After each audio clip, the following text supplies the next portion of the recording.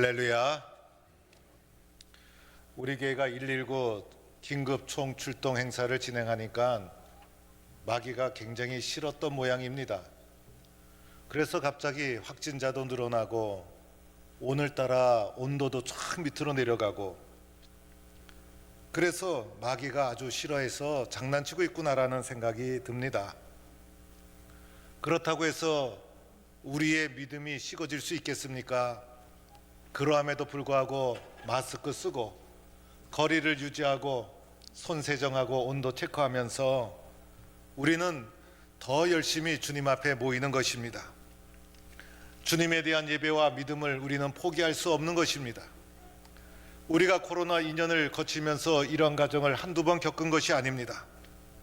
이럴 때일수록 더 열심히 예배에 참여하고, 예배 참여하기 어려우면 영상으로라도 꼭 참여하고, 그래서 더 열심히 달려가서 우리를 유혹하고 약하게 만드는 마귀와 사탄의 세력을 싸워 이기는 동부의 성도가 되기를 축원합니다. 오늘 본문 말씀은 요한의 어머니 엘리사벳과 예수의 어머니 마리아가 만나는 장면입니다.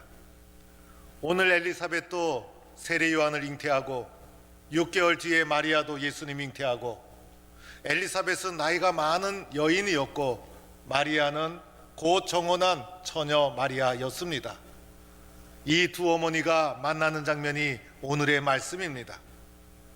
그런데 두 어머니가 만나지만은 실상은 태중에 있는 요한과 예수의 첫 만남이라고 할 수가 있습니다. 사실 어머니가 자식에 대해서는 누구보다도 잘 압니다. 아버지는 자식을 잘 아는 듯 하지만은 엄마만큼은 알지를 못합니다. 어머니가 자식에게 어떤 일이 있었는지, 그리고 임신하고 키우면서 어떤 사건이 있었는지, 어떤 체험이 있었는지, 어머니처럼 자식에 대해서, 내 아들에 대해서 가슴 깊이 아는 사람이 어디에 있을까요? 그래서 오늘 엘리사벳과 마리아의 만남 속에 일어난 사건이 무엇이었는가를 살펴보자는 것입니다. 어머니가 겪은 사건, 어머니가 겪은 느낌, 어머니가 받은 체험, 이 모든 말씀이 이 속에 담겨 있다는 것입니다. 그래서 엘리사벳과 마리아의 만남이지만은 실상은 태중에 있는 요한과 예수의 만남이었고, 이 만남 속에 무슨 사건이 있었는가를 오늘 살펴보고자 합니다. 첫째는 오늘 만남의 사건 속에서 기쁨이라는 놀라운 만남의 역사가 일어나는 것을 보게 됩니다. 오늘 마리아가 달려가서 세례 요한의 어머니 엘리사벳을 문안합니다.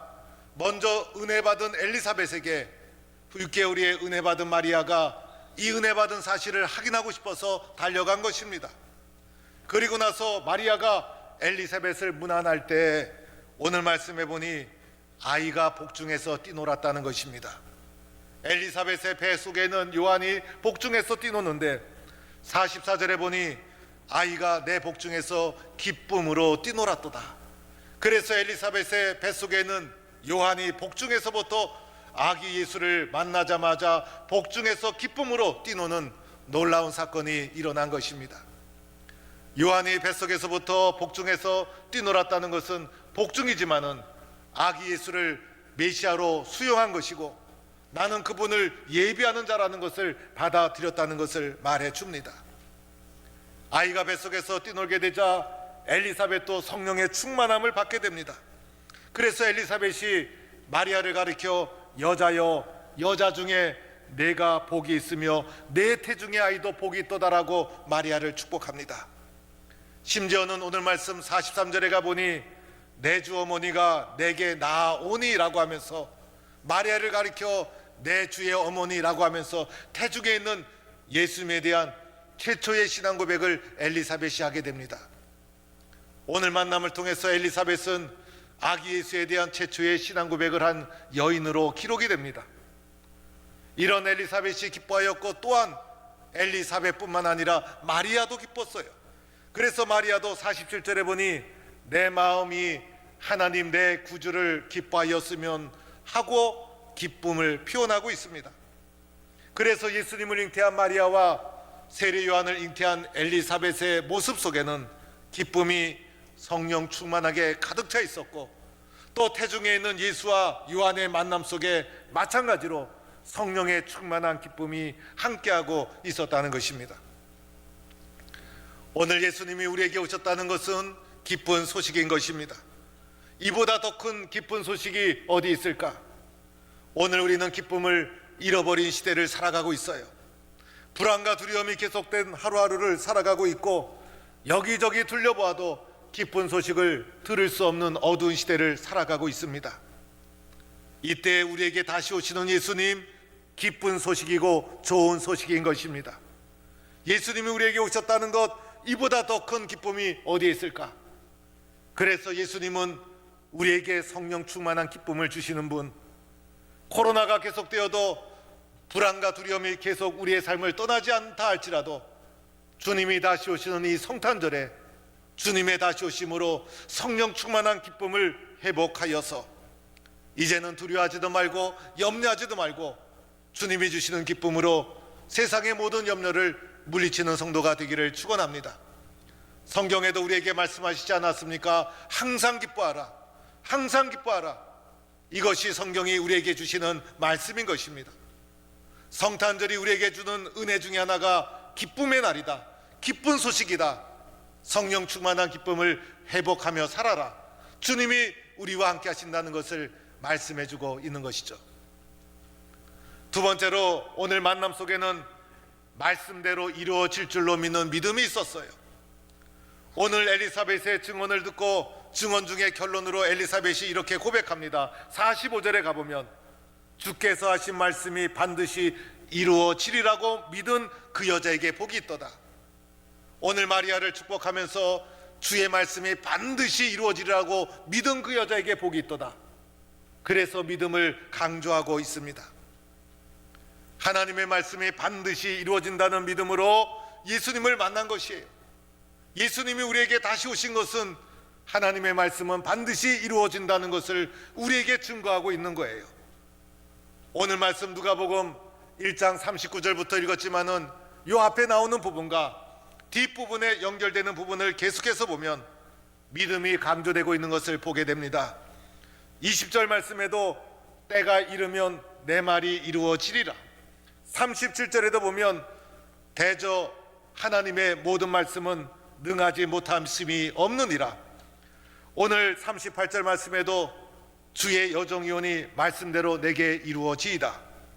반복해서 강조되는 것이 말씀대로 이루어진다는 것을 강조하고 있는 것이고, 예수님의 다시 오심은 주님의 예언된 말씀대로 그대로 이루어진다는 것을 우리에게 증거하는 표가 된다는 것입니다.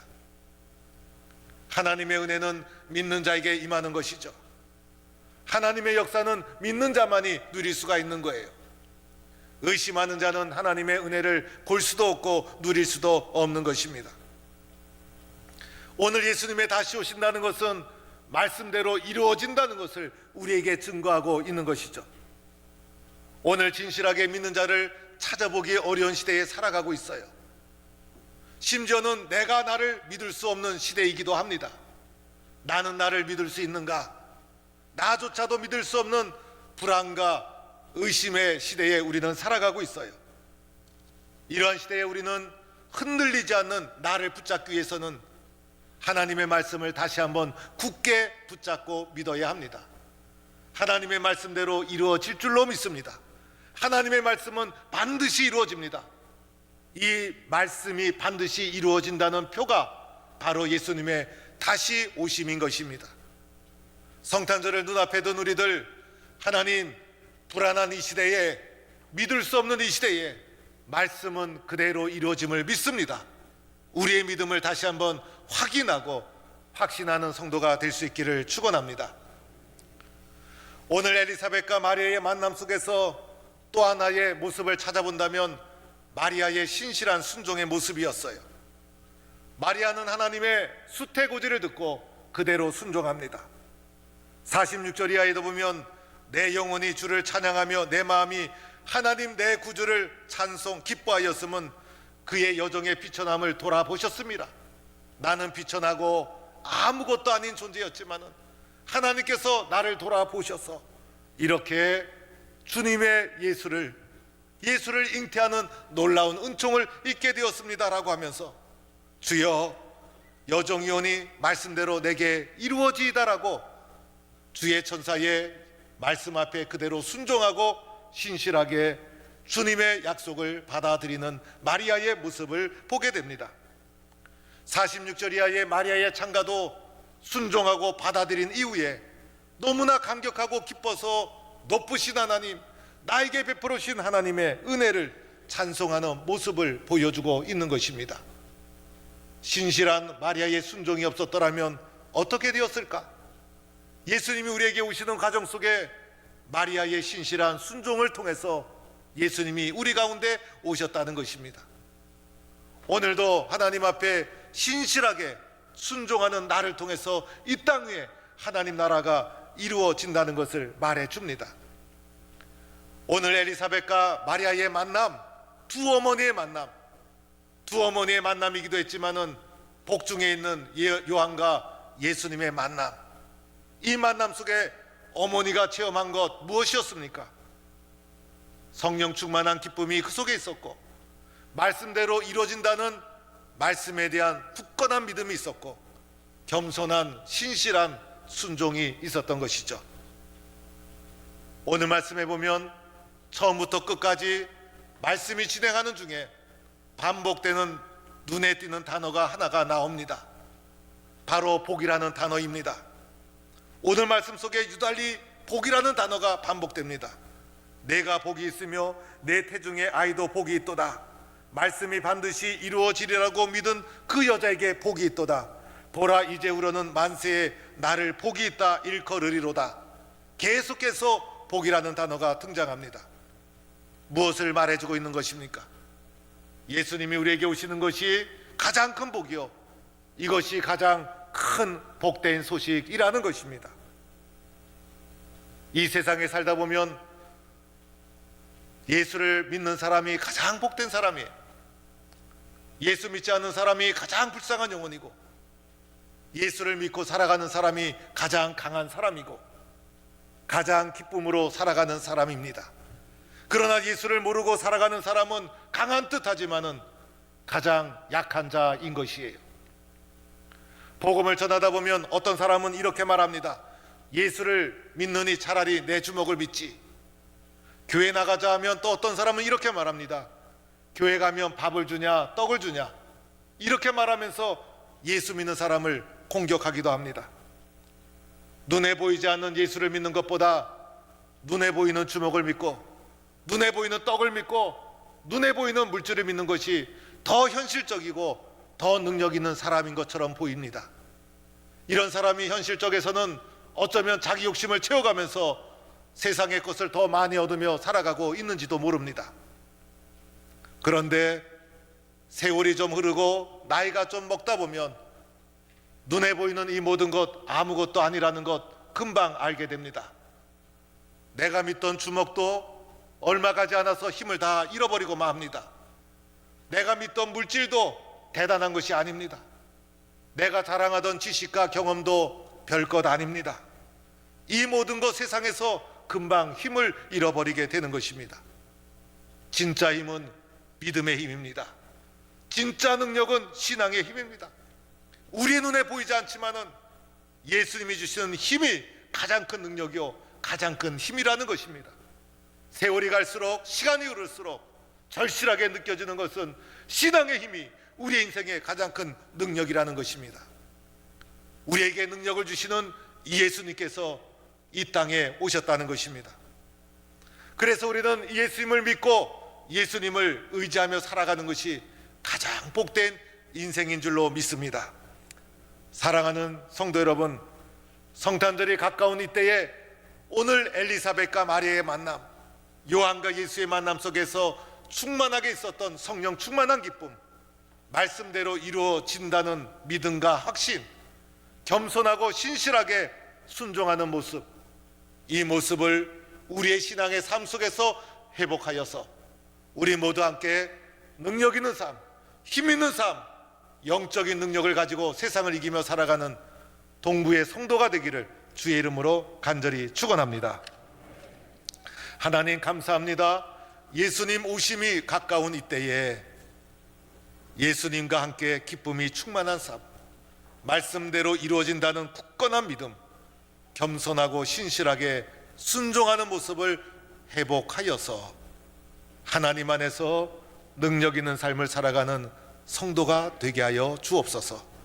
예수님의 이름으로 기도드립니다. 아멘.